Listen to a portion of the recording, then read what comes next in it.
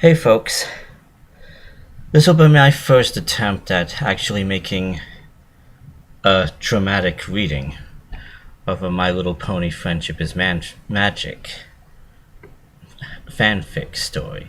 In the tradition of reading disgusting fanfics in a totally serious tone, I discovered that one particular fanfiction that I enjoyed hadn't been made into a video yet, so I thought, why the heck not? I'd actually record my take on doing a dramatic reading. So, alright. The name of this will be Fluttershy's Burrito Adventure. It doesn't say who made it, though. Well, let's read the introduction. Salutations, fellow fart fanatics. Please heed my warning.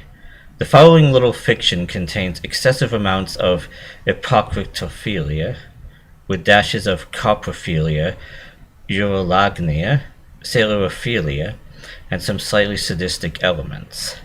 If you're okay with, or even better, enjoy these fetishes, please read on and enjoy. If, however, you don't, keep reading anyway. So, here we go. Fluttershy's Burrito Adventure.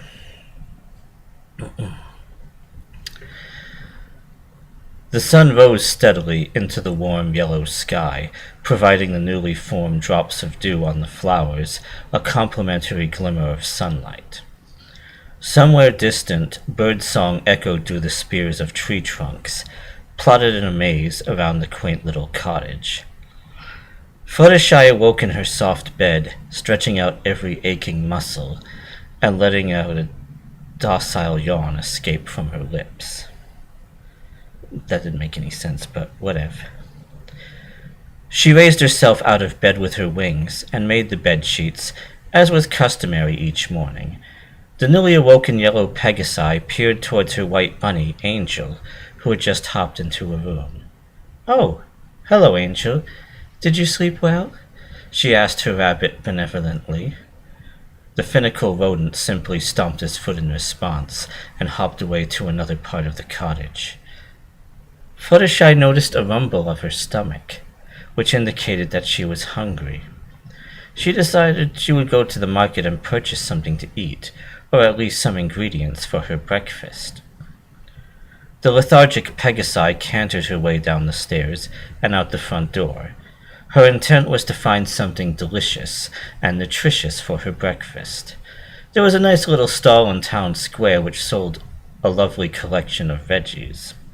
She was gridlocked on her journey by a corporate new-looking building. There were many ponies rushing in and out of the store, and Fluttershy found herself somewhat intrigued. She edged into the unfamiliar building, a sharp, garlicky smell hitting her nose. There was much noise and walla walla inside the humid restaurant, and Fluttershy decided to stay quiet and join the lengthy queue. After a few minutes of waiting, she reached the front, where a cheery pony smiled to her. Hello, miss. Welcome to Bronco Bell. What can I get you today?" she asked customarily. Fluttershy took a glance at the menu. Spicy bean burrito, extra cheese broccoli burrito, bean and cheese taco, among other related foods. But not wanting to waste the clerk's time, Fluttershy looked down to her, adding a quiet, extra cheese broccoli burrito, please. Fluttershy had never heard of burritos before, but she figured that they seemed to be selling well.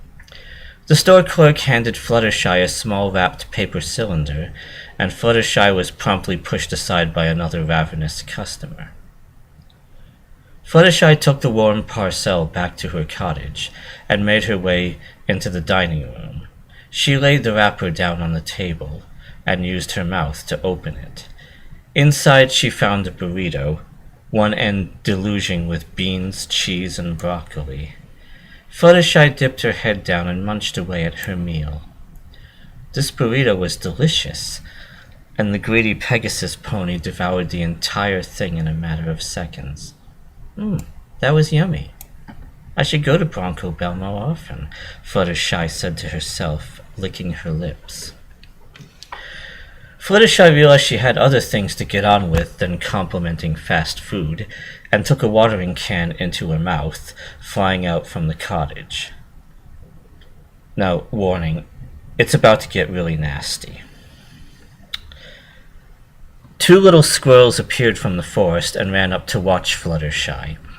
She watered the flowers as she did every day.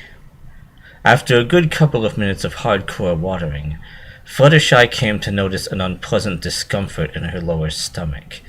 She had already eaten, and was not hungry, so she was curious as to what this feeling could mean. Her question was soon answered by a sharp pressure in her ass, which led to a silent hiss of flatulence leaking out uncontrollably and directly into her squirrel friends' faces. One of the two furry witnesses fell flat on its back, unconscious from the sheer potency of Fluttershy's ass blast. Fluttershy was shocked, apologizing profusely to the squirrels and rushing inside. "Oh, what was that? I never do that!" Fluttershy cried to herself, frantically waving a hoof around her tush. The pain returned, and Fluttershy had no option than to let more gas out. She ashamedly encouraged the release, hearing a little rasp of indication. A ripe, sour stench arose to Fluttershy's nose, and she couldn't help but take a quick whiff. She instantly smacked her hooves to her face, trying to block out the thick malodor. Oh my! Fluttershy muffled through her obstructing appendages. The cloud of horrendous gas spread like a disease through the cottage, and her other animal friends soon took wind of the fetid stench. Another bomb ripped from Fluttershy's malleable little plot with a loud, blaring tone. The sound alerted the animals, and they coughed and gagged in response. Another wave of curdled, sour stink washed over the poor Pegasy's face, and she was forced to breathe the awful fumes in.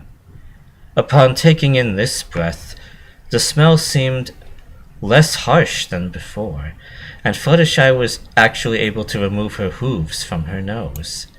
She sniffed again, hard.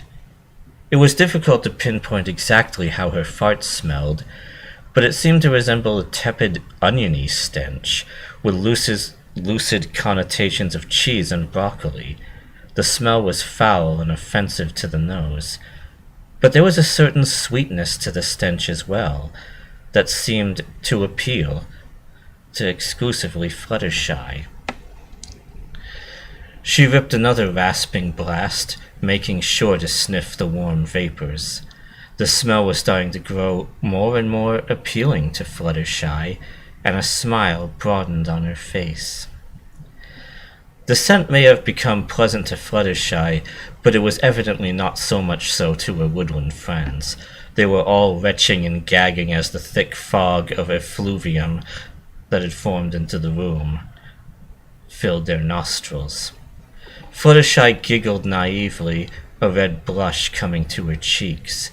She lowered herself to a sofa, sitting down upon it. She leaned forward, letting loose a gruff, shrill fart into the cotton couch. She let out a sigh of relief, and blew another squeaking rip into the cushion. The familiar rancid odor raised again to Fluttershy's nose, and she inhaled deeply. The room was simmering, and the farts were so thick you could almost see them. Fluttershy hadn't thought to open a window or a door, so the vile miasma had no choice but to fill the room.